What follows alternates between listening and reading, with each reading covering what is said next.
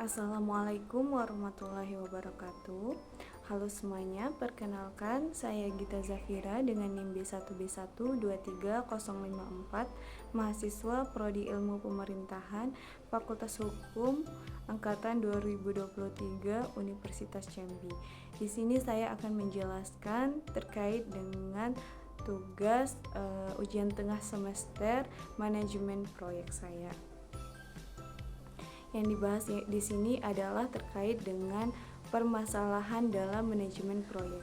Permasalahan dalam manajemen proyek tentu sudah biasa terjadi dalam kegiatan proyek. Contohnya seperti keterlambatan proyek, pembengkakan biaya, adapun masalah lingkungan ataupun kegagalan dalam implementasi. Hal ini sudah lumrah terjadi dalam proyek ataupun manajemen proyek. Di sini saya akan menjelaskan terkait dengan keterlambatan proyek. Menurut Leonda 2008 bahwa keterlambatan proyek konstruksi berarti bertambahnya waktu pelaksanaan penyelesaian proyek yang telah direncanakan dan tercantum dalam dokumen kontrak. Maksudnya di sini adalah ketika bertambahnya waktu tidak sesuai dengan rencana awal, itu menyebabkan terjadinya keterlambatan proyek. Menurut Prabowo 1999, keterlambatan pelaksanaan proyek umumnya selalu menimbulkan akibat yang merugikan bagi pemilik maupun kontraktor karena dampak keterlambatan adalah konflik dan perdebatan tentang apa dan siapa yang menjadi penyebab, juga tuntutan waktu dan biaya tambahan. Nah, keterlambatan pelaksanaan proyek ini sering terjadi di sektor publik ataupun sektor swasta. Ini tentunya membuat kerugian bagi kedua belah pihak, baik itu pemilik ataupun kontraktor, yang menyebabkan nantinya perdebatan. Dan juga penyebab dari keterlambatan proyek ini itu bisa saja terjadi dari tuntutan waktu dan biaya tambahan. Nah, di sini kita akan membahas terkait dengan faktor keterlambatan dalam proyek.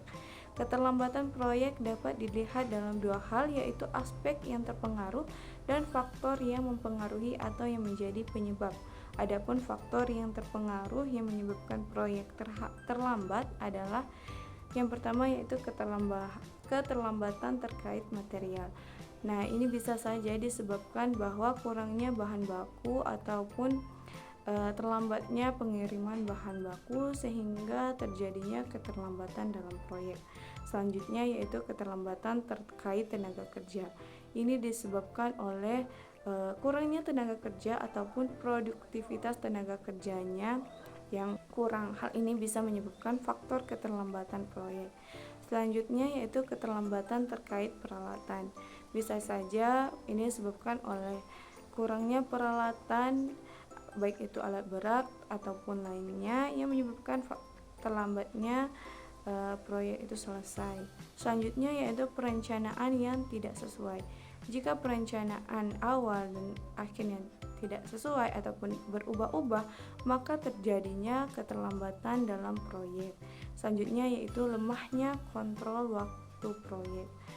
Kontrol waktu proyek itu adalah hal yang sangat penting agar proyek dapat berjalan dengan baik. Apabila kontrol, monitoring, atau evaluasi tidak dijalankan dengan baik, maka keterlambatan proyek dapat terjadi. Selanjutnya yaitu keterlambatan subkontraktor. Jika subkontraktor tidak dapat menyelesaikan proyek tepat dengan waktunya, maka tentunya akan terjadi keterlambatan dalam proyek. Selanjutnya, koordinasi yang lemah. Koordinasi antara semua pihak yang terkait dalam proyek itu sangat penting, sehingga proyek dapat berjalan dengan lancar dan sesuai dengan sasaran. Tidak ada terjadi keterlambatan dalam proyek. Selanjutnya yaitu pengawasan yang tidak memadai. Pengawasan itu adalah hal yang penting. Adanya controlling dari pihak atasan akan membuat proyek dapat selesai dengan sebagaimana mestinya.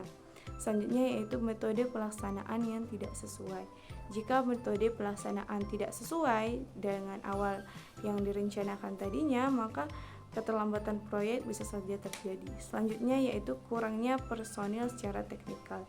Dalam suatu proyek tentunya dibutuhkan tenaga ahli yang ahli dalam bidang proyek tersebut, maka tidak akan terjadi keterlambatan dalam proyek. Selanjutnya yaitu komunikasi yang lemah.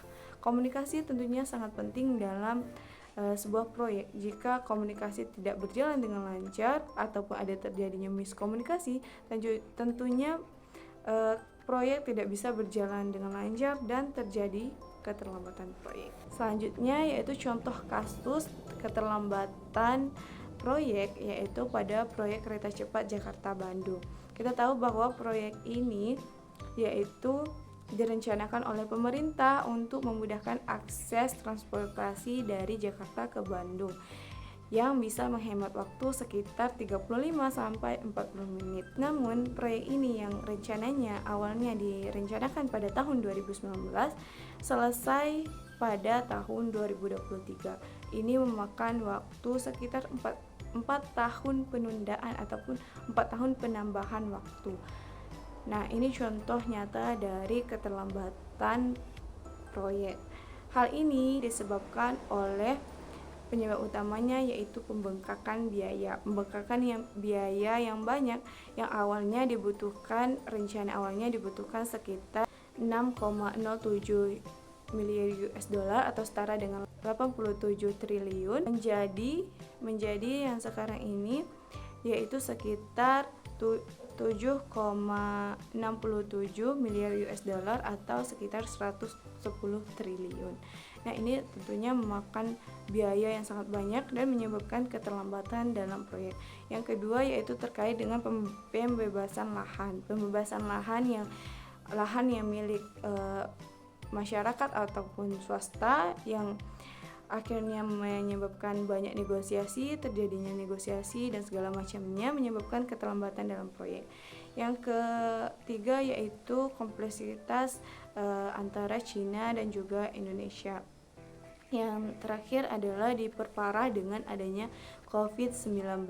Selanjutnya yaitu solusi atau langkah perbaikan. Menurut saya, solusi atau langkah perbaikan yang dapat diterapkan yaitu perencanaan yang lebih matang.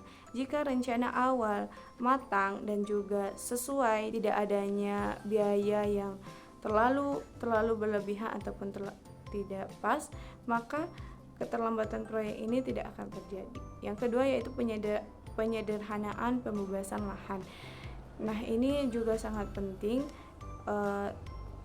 Ketika pembebasan lahan, maka ketiga aktor, baik itu pemerintah, swasta ataupun masyarakat, harus berkomunikasi dengan baik dan tidak bertele-tele sehingga tidak menyebabkan keterlambatan dalam proyek. Dan juga kompensasinya itu dilakukan secara transparan sehingga tidak ada masalah di kemudian hari. Yang ketiga yaitu manajemen anggaran. Manajemen anggaran ini adalah hal yang sangat penting, salah satu hal yang penting dalam manajemen proyek. Manajemen anggaran ini dilakukan agar anggarannya tepat sasaran dan tidak ada yang nantinya terjadi pembengkakan biaya pada akhirnya. Yang keempat, peningkatan koordinasi. Koordinasi tentunya sangat penting baik dari semua pihak yang terlibat. Jika koordinasi berjalan dengan baik, maka proyek bisa berjalan dengan baik dan tidak adanya keterlambatan proyek. Selanjutnya yaitu pemanfaatan teknologi dan sumber daya berkualitas. Selanjutnya yaitu manajemen risiko yang lebih baik.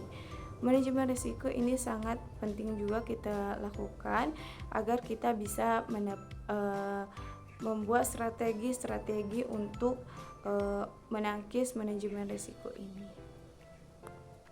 Baiklah, mungkin hanya itu yang dapat saya sampaikan. Lebih dan kurang saya mohon maaf. Wassalamualaikum warahmatullahi wabarakatuh.